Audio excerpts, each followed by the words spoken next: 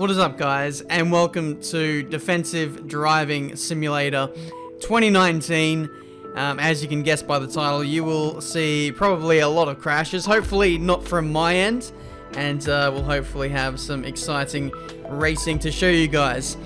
I've been watching a lot of Gran Turismo content lately, and one thing that I've noticed is there's a lot less people that crash on Gran Turismo. Whereas I look at an F1 gaming lobby, I feel like it's just become the norm for me. I compare the two now, and I'm like, wow, almost every race we lose like half the grid will spin out on the first lap, and it's very confusing. I don't know if it's just my subscribers being really bad at the game, or if that's just a game-wide problem. But anyway, it seems to be a problem nonetheless. 5 red lights and away we go. For this race around the German Grand Prix. I want you guys to guess, oh my goodness, I want you guys to guess how many cars we dodge or avoid over the course of this video. The answer will be at the end, and if you get it right, then, yep, guess the prize, I don't know. Anyway, we're heading into turn 2, and we have done alright so far. We've got damage on, so that's one thing worth noting as well. Ghosting has been turned off, so you want to avoid any kind of crashes by any means necessary in order to survive this race. We started at the back, obviously. We can see our Red Bull that we had to dodge there as he basically turned in as if we weren't there. Kind of like an AI driver. I've almost like taken that as a bit of my signature move now as we dodge another car. By the way, my answer for how many cars dodged at the end of the video will probably not be accurate. My counting, I don't know, it's just how many cars that I interpreted to be that I dodged, if that makes sense. Sometimes you can dodge a car twice. I'm just going to put that out there.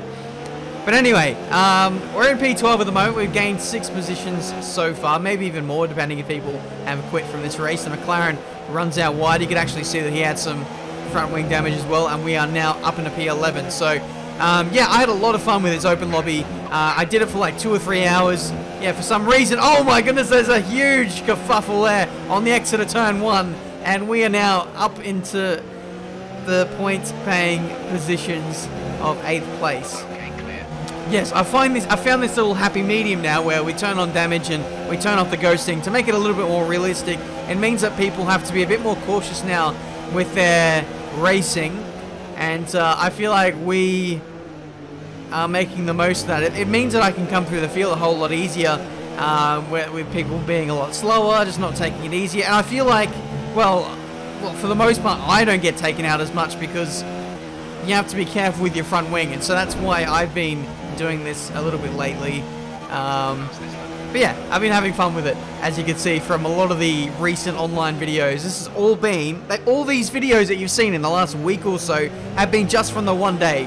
It's been it was an incredible open lobby that I had. I'm going to stop banging on about it now as we get up the inside of Mr. Fibble there, and we are now in the top 5, having started pretty much last in this race in 4 laps. That's pretty darn crazy. We've got a fellow Australian in front of us, or at least I would think, or hope to think so, with that username. Got a yellow flag up ahead as well. We'll have to watch out because everyone, even lap cars, are not ghosted under any scenario. As we can see, Mr. Ghost there get a bit tangled up with the curbing there. He's not in a tree, so I don't blame him for being a little bit confused and a little bit lost. We're now into P4. Costa is up next, and hopefully we can drive through and collect. I was trying to think of something funny there. It just didn't work, did it? It's just a bit crap, to be honest. Anyway, Koala has found his bearings and he's got back up the inside of me. He's up into P4, and we're going to see if we can get this guy back up the inside, potentially into the middle sector. He leaves the space, and we are going to take that side by side. Just a light grazing the tyres there. That's all fine. Rubbing is racing. Not necessarily in F1, but it is in NASCAR, but we are going to try and go through if we can. Thankfully, these virtual Formula 1 cars are not nearly as sensitive as their real-life counterparts, and we can afford to rub a little bit, and we are through now again for P4. This is actually the last lap of the Grand Prix. I didn't even notice. There we go. Some idiot in a racing point has won the Grand Prix. and we're going to come across the line in P4, which is not a bad showing considering, yeah, we were last and like dodged like half a dozen cars there. That's not the answer. I actually know how many cars I quote unquote dodged, but I'm not going to give it away for you guys. You guys have to do the research and the homework to get a cookie or something. I don't know. We're moving on to Austria now, and again, we are towards the back. P16, it seems, in this race. Going to load a setup. I'm going to show you guys all my setups, or at least I'm going to try to, in these online videos. I know a lot of you guys ask for them, and especially since Austria, I've got a really good setup here. There you go. That's my setup. 5 red lights, and away we go for the Austrian Grand Prix. Having to avoid the Ferrari, who was not going too fast off the line. Toto Wolff, again, not having a good time of things as we go around the outside into turn 1. Bits of carbon fiber flying everywhere. The Williams rejoins a little bit dangerously. The Red Bull squeezing us off the track ever so slightly. But we hold on to our front wing and a solid position so far as we have to avoid the Ferrari, who was going so slowly. Unfortunately, I think I moved into the path of an Alfa Romeo. I'm not sure. It might have even been the Haas. I'm not too sure. But we see the Red Bull and the Ferrari get completely tangled up on each other on the back straight. There's more people spinning everywhere. Some idiot in a racing point is gone. Mr. Fibble. That was disgusting. That re-entry, and we are into P8. So yeah, this is what I mean. Like, F1 lobbies are absolutely ridiculous. I don't know, like, there's probably a lot of factors I could attribute to this. Obviously, the cars being a lot faster. Maybe people don't have as much control, especially if they're on a pad. And what else was I going to say? Yeah, that's about it. Whereas in Gran Turismo and other racing games, the cars are a lot slower. They're a lot more stable. I find that, yeah, even in Forza, this is a good way to compare. When I'm in Forza, if I'm in a slower car, it's a lot easier to keep it clean if I have more time to react. Whereas in a much faster car like LMP1 or X-Class, like, it's near on impossible. So that's probably why I can attribute to why there's so many crashes in Formula 1. Oh, there's one. Mr. Fibble absolutely drilling us into turn number 2. And unfortunately, David Croft has decided to rear his ugly head. So unfortunately, we missed what happened there with Mr. Fibble. Looks like he just fell off the racing circuit there, which is very unfortunate. But we are going to press on with this race. In all seriousness, I am very sorry, Mr. Fibble. I did apologize to him on Twitter. But I don't know. Why did I say that? Nothing happened. David Croft was just there and he wanted to commentate for a couple of seconds, but I thankfully muted his microphone in time. He didn't say anything. Anyway, lap 3. This is a fight for the podium positions now. We're going around the outside. Oliver Williams into turn 1. I can't believe how much space he gave me on the apex.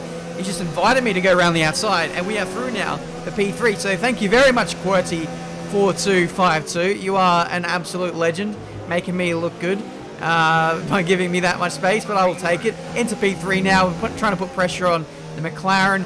Worth mentioning as well, we do have front wing damage.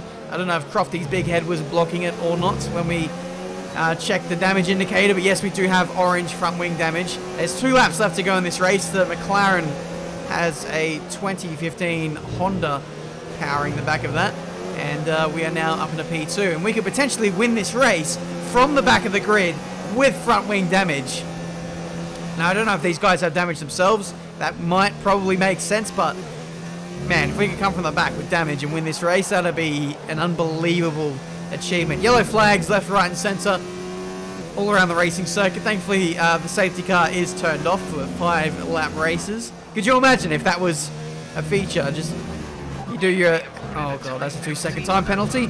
Could you imagine like a 5 lap race and you could potentially get safety cars? Like, you spend half the race just following a safety car for the whole time. But anyway, I was asking Jeff while I was having that soliloquy about safety cars. I was asking about penalties for the car ahead. Turns out he has not a single one.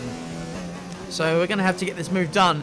And on top of that, pull out a 2 or 3 second gap in order to win this race. Or conversely, we can put this guy under pressure and hope that he fumbles the bag, gets a penalty, and then loses the lead of the Grand Prix. It's a stretch, but it could be entirely possible.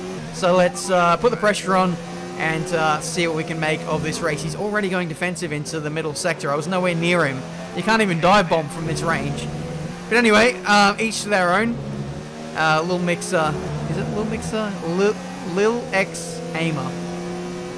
Okay, whatever. He's going defensive into the penultimate corner, which again is a questionable choice. It gives us an amazing run as we head into the last corner. He gets a horrible exit, but we just couldn't get around him, and it's going to be P2 in the Austrian Grand Prix.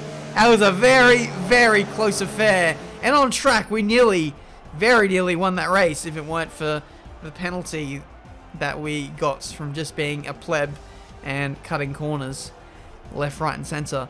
But there we go. That has been the Austrian Grand Prix. We dodged a whole crap load of cars in that race as well. So I hope you guys have got your abacuses out, because we have another race to contest. And I think there'll be just as many crashes to avoid in this one too. If you want to get involved in these lobbies, by the way, just follow me on Twitter. Normally I announce when I'm going to go racing with the public. And now that I'm out of races on my hard drive to upload, I'm going to have to do an open lobby very soon again. So stay tuned for that. Anyway, we're off to China. And I'm not really sure if my setup is amazing around here. I could probably do with adjusting that. So take my setup with a pinch of salt. But if you want to have a good setup, go into time trial, load the best guy's time anyway. That's what I tend to do. Away we go for the Chinese Grand Prix. The Ferrari on the inside just absolutely going nowhere off the line. So too with that Williams. He gets turned across by the Toro Rosso. There's just too much here to commentate on. Everyone is going every which way. The Renault spins out. I get tagged by the Ferrari. Lando's Milkman. Wonderful. Absolutely wonderful. You know, this video nearly made it into the cut for the video I did the other day, where I said you should never give up in an online race, or never give up after the first lap. This again is going to be more evidence as to why you should never give up. So let's get the epic music going, and let's make a charge back towards the front of the field. However, before we do that, whenever you spin out in China, there's something I've noticed as well. It's just like every time you spin or overheat, I don't know, just have a couple of slides or whatever, the tires just overheat massively around this circuit, and I feel like it's really only limited to this place, and I have absolutely no idea why. The tires just don't like this place one bit. So one massive piece of advice I could give you is to never get spun out around this circuit, because it'll take about a minute for your tires to recover again. You basically have to start crawling, and that's what I was doing over the first 30 or 40 seconds of the Grand Prix after I had the spin. But anyway, we're in P13 now. I had to go to walking speed to avoid Toto Wolff at the hairpin. We got ran into the back of by the other Mercedes behind us, but thankfully no damage was conceived there, and we can press on with our race. Lap 2, having to dodge this, well, not really dodging the racing point, we're having to negotiate this guy who is missing apexes left, right, and centre. We're going to see if we can go around the outside here. It's a bit of a risky move, especially if he goes in deep. He could just punt me off the circuit, but thankfully he didn't do so, and we're now in the points. Next up is the Ferrari of Sharp L. I think he might have been the guy who didn't go anywhere off the line, though that is unconfirmed. I'm just guessing at this point. DRS is now enabled, and that'll make life a little bit easier for us in trying to make some overtakes in this Grand Prix. You can see Sharp L is trying to hand an L to the Toro Rosso. Didn't quite work on that occasion, so Sharp will be holding on to his L just for that little bit longer. But for us, you can't really overtake too much in the middle sector, not unless you've got a massively faster car, or if maybe the cars ahead have damage. That might invite us into the battle a little bit, but given my battery situation, I think I'm just going to leave it on low, or turn it down to none, just save a little bit of battery and then deploy all of it as we get to the long back straight. You can see the Toro Rosso is a little bit wayward. That slows up Sharp L, and we got the inside as he just missed the apex. There's a free invitation for us to go up the inside, and now we are into P9. Now, heading onto this back straight, this is a big piece of advice. You want to hug the inside for as much or as long as you can. It just gives you free lap time, really.